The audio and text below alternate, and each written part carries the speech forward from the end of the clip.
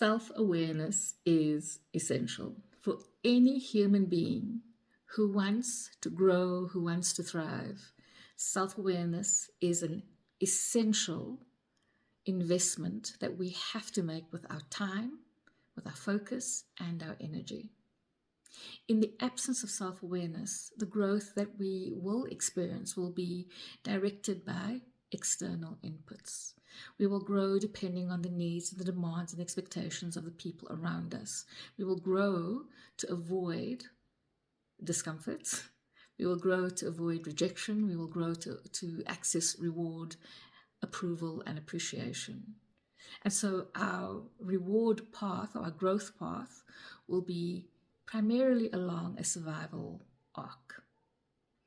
And so it is important to know that self-awareness is not the same as self-analysis, especially not perpetual self-analysis.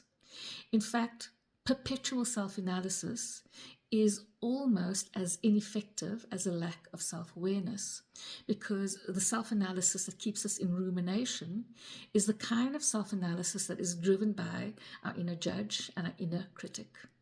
It is the kind of self-analysis that wants us to not make any mistakes, and it keeps us locked to a version of ourselves and accountable to a version of ourselves that actually doesn't exist.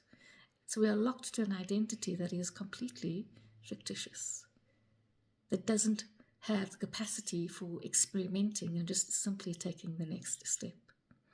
And so with self-analysis, the stakes are always high. It asks us very, very difficult questions. And the questions themselves are not necessarily difficult. It's the energy from which those questions are asked. The questions might be something along the lines of, am I right or am I wrong? And will not respect the nuance of everything that lives in between this right and this wrong.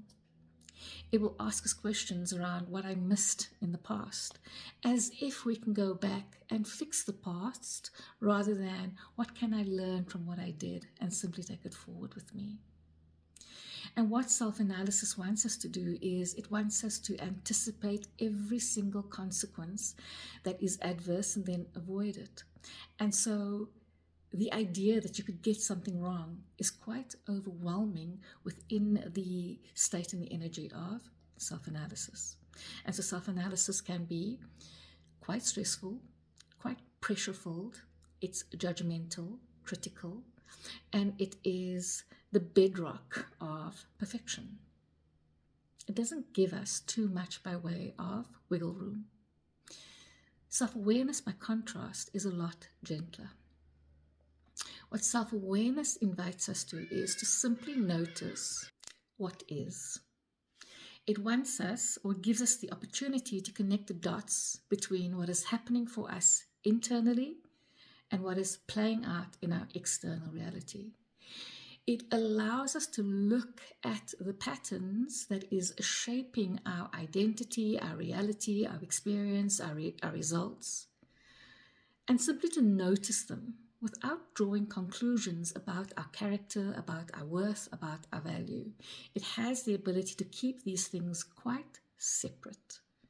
And when self-awareness is accompanied by self-compassion, it allows us to take steps, knowing that whatever happens, it is just information, it is just input, it is not a character reference.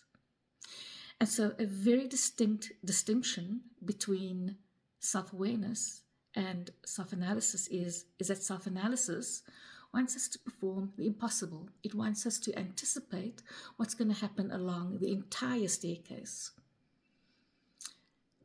What self-awareness wants us to do is simply to trust ourselves to take the next step, and to trust that once the next step is taken, we will know more and we will make more informed decisions.